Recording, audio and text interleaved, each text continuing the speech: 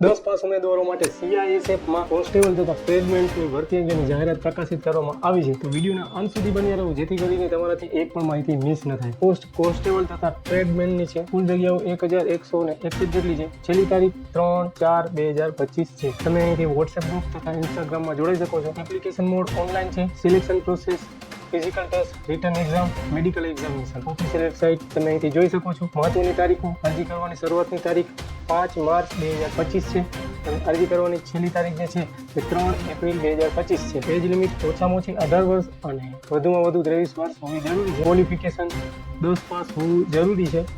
Application fees જે છે તે જનરલ, OBC અને EWS ના ઉમેદવારો માટે 100 રૂપિયા છે તથા આ બધા ઉમેદવારોને ફીમાંથી મુક્તિ આપવામાં આવેલી છે.